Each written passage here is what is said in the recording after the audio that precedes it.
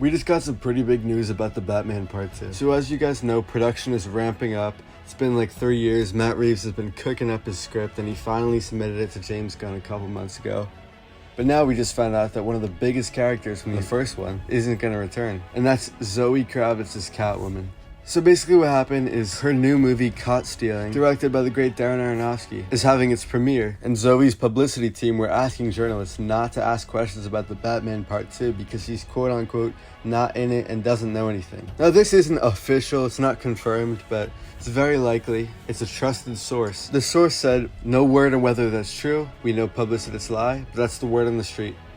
So, if this does end up happening, it would be bad. I hope Matt Reeves didn't already write the part for her, and I hope he doesn't have to do more rewrites. But after mentions about her character in The Penguin, I really thought she was going to return. I thought she was going to be a big part of this Batman crime saga.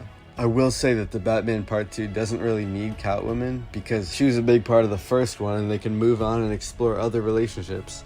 Like Robin. Don't know if that's true. And there's also the possibility, which I don't really think is true, but people are saying, that James Gunn's DCU wants to include Catwoman, so they might have forced Matt Reeves to move on from the character. I don't think that's true, but you know. And in an interview for the first Batman movie, Zoe Kravitz is like raving about the character. She seemed really into it, and she was saying it's just the beginning of the character, hinting at the fact that we will watch her grow on screen. So I don't think this is very good, but obviously I still trust Matt Reeves, the great Matt Reeves, to make this movie, and make this movie a classic.